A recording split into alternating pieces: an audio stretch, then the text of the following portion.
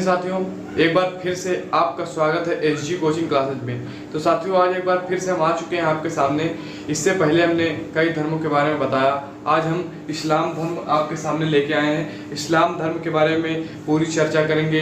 इस्लाम धर्म का उदय कहाँ से हुआ और कैसे हुआ। तो साथियों, आप हमारे वीडियो के लास्ट तक बने रहिए और देखेंगे आप बहुत ही इंपॉर्टेंट क्वेश्चन जो कि परीक्षा में पूछे जाते हैं। इस्लाम धर्म से एक क्वेश्चन हर बार परीक्षा में बनता है, इसलिए आप इस्लाम धर्म पूरा पढ़िए, हमारी टीम के साथ जुड़िए, एसजी कोचिंग क्लास की टीम के साथ जुड़िए और वीडियो के लास्ट तक जरूर बने रहिए। और अभी तक आपने वीडियो को हमारे लाइक नहीं किया है तो प्लीज़ वीडियो को लाइक जरूर कर दीजिए। तो आइए साथियों, शुरू करते हैं आज का अपना यह वीडियो। तो साथियों, क्वेश्चन बनता है इस्लाम धर्म के संस्थापक कौन थे। सबसे पहला क्वेश्चन हमारा यही बन जाता है, चाहे जो धर्म हो, हर धर्म में क्वेश्चन बनता है हमारा, इस्लाम धर्म के संस्थापक कौन थे।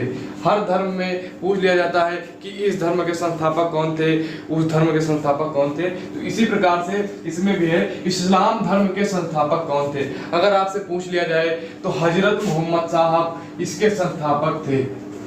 अगला क्वेश्चन हमारा यहीं से बनता है, हजरत मोहम्मद साहब जी का जन्म कब हुआ था। हजरत मोहम्मद साहब जी का जो है जन्म कब हुआ था, तो 570 बीसी यानी कि 570 ईसा पूर्व हजरत मोहम्मद साहब का जन्म हुआ था साथियों। अगला क्वेश्चन बन जाता है इसे, इनका जन्म हुआ कहाँ था। हजरत मोहम्मद साहब का जन्म कहाँ हुआ था, तो इनका जन्म जो है मक्का में कुरैश कबीले में हुआ था। हजरत मोहम्मद साहब जी का जन्म मक्का स्थान पर कुरैश कबीले में हुआ था। कुरैश कबीला एक वहाँ का स्थान था, मक्का में कुरैश कबीले में इनका जो है जन्म हुआ था। पूछ लिया जाए हजरत मोहम्मद साहब जी का जन्म जो है कहाँ हुआ था, तो मक्का में कुरैश कबीले में हजरत मोहम्मद साहब जी का जन्म हुआ था।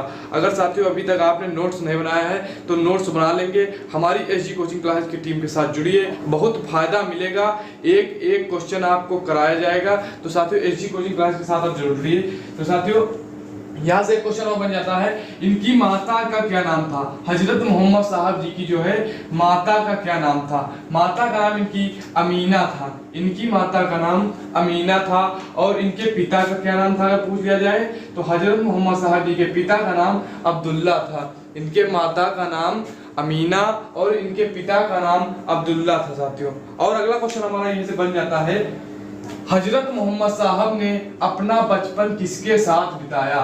हजरत मोहम्मद साहब ने अपना बचपन किसके साथ बिताया, तो इनके चाचा थे, इनके चाचा अबू तालिब के साथ इन्होंने अपना पूरा बचपन बिताया।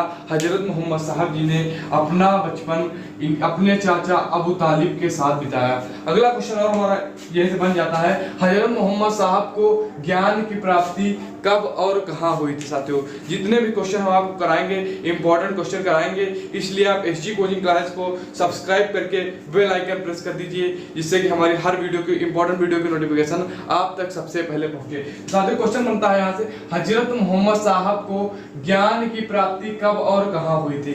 इंपॉर्टेंट क्वेश्चन है साथियों। हजरत मोहम्मद साहब को ज्ञान की प्राप्ति 610 ईस्वी में 610 ईस्वी में मक्का के पास हीरा नामक गुफा में साथियों, 610 ईस्वी में मक्का के पास हीरा नामक गुफा में हजरत मोहम्मद साहब को ज्ञान की प्राप्ति हुई थी मित्रों। अगर हमारी ये नोटिफिकेशन आपको पसंद आई हो तो आप वीडियो को लाइक जरूर कर दीजिए। तो साथियों अगला क्वेश्चन हमारा बन जाता है मोहम्मद साहब की शादी के बारे में। मोहम्मद साहब की शादी जो है खदीजा के साथ हुई। मोहम्मद साहब की शादी खदीजा के साथ हुई। हजरत मोहम्मद साहब की शादी किसके साथ हुई अगर पूछ लिया जाए तो खदीजा के साथ जो है इनकी शादी हुई साथियों। कितनी वर्ष की अवस्था में हुई, तो 25 वर्ष की अवस्था में मोहम्मद साहब की शादी खदीजा के साथ हुई। और यहाँ से अगला क्वेश्चन हमारा बन जाता है, मोहम्मद साहब की पुत्री का क्या नाम था। शादी के बाद इन्हें एक पुत्री की प्राप्ति हुई, तो उनकी पुत्री का नाम था फातिमा। फातिमा जी भाई हमारे चैनल के साथ जुड़ती हैं, लेकिन वो फातिमा नहीं है, वो दूसरी फातिमा है। तो मोहम्मद साहब की पुत्री का क्या नाम था अगर पूछ लिया जाए तो इनकी पुत्री का नाम फातिमा था। इंपॉर्टेंट क्वेश्चन है साथियों। इनकी बेटी की शादी किसके साथ हुई अगर पूछ लिया जाए, इनकी पुत्री फातिमा की शादी किसके साथ हुई, तो इंपॉर्टेंट क्वेश्चन बनता है साथियों यहाँ से, अली के साथ जो है इनकी बेटी फातिमा की शादी हुई। किसकी बेटी, हजरत मोहम्मद साहब की बेटी फातिमा की शादी अली के साथ हुई। चलिए साथियों आगे का वीडियो भी बताते हैं आपको। साथियों अगला क्वेश्चन हमारा यहाँ से बनता है कुरान। कुरान जो है साथियों, कुरान इस्लाम धर्म का सबसे पवित्र ग्रंथ है।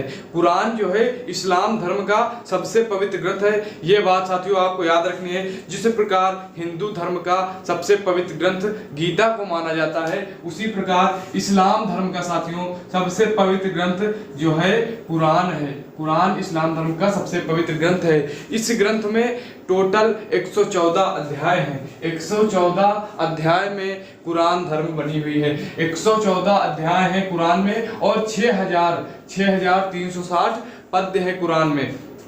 अगला क्वेश्चन साथियों हमारा बनता है हजरत मोहम्मद साहब की मृत्यु कब हुई। हजरत मोहम्मद साहब की मृत्यु कब हुई साथियों? तो हजरत मोहम्मद साहब की मृत्यु 8 जून 632 ईस्वी को हुई। 8 जून 632 ईस्वी को जो है हजरत मोहम्मद साहब की मृत्यु हुई साथियों। और अगर बात करें साथियों इन्हें दफनाया कहाँ गया, तो इन्हें जो है इनकी मृत्यु के बाद इन्हें मदीना में दफनाया गया। मदीना में जो है इन्हें दफनाया गया। हजरत मोहम्मद साहब को मदीना में दफनाया गया और इनकी मृत्यु 8 जून 632 ईस्वी को हुई और इनकी मृत्यु के बाद इन्हें मदीना में ही दफनाया गया। और साथियों अगला क्वेश्चन हमारा बनता है यहाँ से मोहम्मद साहब की मृत्यु के बाद इस्लाम धर्म जो है 2 वर्गों में विभाजित हो गया। साथियों मोहम्मद साहब की मृत्यु के बाद इस्लाम धर्म 2 वर्गों में विभाजित हो गया, एक शिया और एक सुन्नी, जो कि अभी भी चल रहा है। और साथियों अगला क्वेश्चन बनता है हमारा पैगंबर मोहम्मद साहब के उत्तराधिकारी क्या कहलाए। हजरत मोहम्मद साहब के जो उत्तराधिकारी जो है वो क्या कहलाए, यानी कि इनके अनुयायी क्या कहलाए, तो खलीफा कहलाए। खलीफा कहलाए साथियों। खलीफा एक पद था जो कि 1924 ईस्वी को समाप्त किया गया। खलीफा ये देखिए साथियों, अगर अभी क्वेश्चन बताया हमने आपको, मोहम्मद साहब की मृत्यु के बाद इस्लाम धर्म 2 वर्गों में विभाजित हो गया। तो खलीफा जो है एक पद था इस्लाम धर्म का। खलीफा पद के लिए इस्लाम धर्म के अनुयायियों ने झगड़ा किया और उसके बाद निर्णय यह निकला कि ये खलीफा पद के लिए ये लोग 2 वर्गों में विभाजित हो गया, शिया और सुन्नी में। शिया और सुन्नी में विभाजित हो गए। शिया कहते थे कि अली जो हैं वो खलीफा पद पर नियुक्त होंगे, और सुन्नी कहते थे कि नहीं, अली नहीं, कोई भी खलीफा पद पे नियुक्त हो सकता है। समझ में आया ना साथियों? सबको समझ में आया होगा, आशा करते हैं सबको समझ में आ गया होगा। अगला क्वेश्चन साथियों हमारा बनता है यहाँ से पैगंबर मोहम्मद साहब का जन्म चरित्र सबसे पहले किसने लिखा था। तो इब्न इसाक ने पैगंबर मोहम्मद साहब का जन्म चरित्र सबसे पहले लिखा था। समझ में आ गया होगा साथियों, आशा करते हैं आपको समझ में आ गया होगा। और साथियों अगर बात करें कि भारत में इस्लाम धर्म का उदय कहाँ से हुआ, तो हमने ये पहले आपको नहीं बताया है। तो भारत में इस्लाम धर्म का उदय कहाँ से हुआ, तो अरबों ने जो है भारत पे आक्रमण करके अरबों ने भारत पे आक्रमण किया। उसके बाद जो है इस्लाम धर्म का प्रचार हुआ। यहाँ पे इस्लाम धर्म का प्रचार जो है अरबों ने किया। अरबों के आगमन से इस्लाम धर्म का प्रचार भारत में हुआ। और साथियों अगर बात करें मोहम्मद साहब के जन्म अवसर की, मोहम्मद साहब के जन्मदिन अवसर पर जो है ईद त्योहार मनाया जाता है, ईद ए मिलाद। जैसे कि हमारे हिंदू धर्म में होली पर्व मनाया जाता है, उसी प्रकार जो है ईद पर्व जो है हजरत मोहम्मद साहब के जन्मदिन के शुभ अवसर पर इस्लाम धर्म के लोग यानी कि शिया और सुन्नी जो 2 वर्गों में विभाजित हो गए, साथियों भी हमने आपको बताया, वो लोग इस मोहम्मद साहब के जन्मदिन के शुभ अवसर पर ईद पर्व जो है मनाते हैं साथियों। और अगला क्वेश्चन हमारा बनता है साथियों नमाज के दौरान। साथियों नमाज के दौरान जो है साथियों मुसलमान मक्का की ओर ही मुंह करके खड़े होते हैं। नमाज के दौरान साथियों मुसलमान जो हैं वो मक्का की ओर ही मुंह करके खड़े होते हैं। भारत से जो है मक्का जो है भारत से पश्चिम दिशा की ओर है साथियों। मक्का जो है भारत से पश्चिम दिशा की ओर है साथियों। और मक्का की ओर की दिशा को किबला कहा जाता है। मक्का की ओर की जो दिशा है उसे साथियों किबला कहा जाता है। आशा करते हैं आप लोगों को हमारी पूरी जानकारी पसंद आई होगी। तो साथियों, अगर हमारी पूरी जानकारी आपको पसंद आई हो तो प्लीज़ वीडियो को लाइक कीजिए, साथ ही साथ हमारे चैनल को सब्सक्राइब करके बेल आइकन भी प्रेस कर दीजिए, जिससे कि हमारी सारी नोटिफिकेशन सबसे पहले आप तक पहुंचे। तो आप हमारी एसजी कोचिंग क्लासेस की टीम के साथ जुड़िए, आपको बहुत फायदा मिलेगा और एक एक टॉपिक आपको पूरा बेसिक से बताया जाएगा। तो साथियों, अगर वीडियो पसंद आया तो प्लीज़ वीडियो को लाइक करके ही जाना। और कहना है असफल व्यक्तियों के लिए कि असफलता एक चुनौती है, असफलता एक चुनौती है, इसे स्वीकार करो, क्या कमी रह गई देखो और सुधार करो। जब तक न सफल हो, जब तक न सफल हो जीवन में, नींद चैन को त्यागो तुम और संघर्ष का मैदान छोड़ मत भागो तुम। क्योंकि साथियों, कुछ किए बिना जय जयकार नहीं होती और कोशिश करने वालों की कभी हार नहीं होती, कोशिश करने वालों की कभी हार नहीं होती। जय हिंद साथियों, धन्यवाद।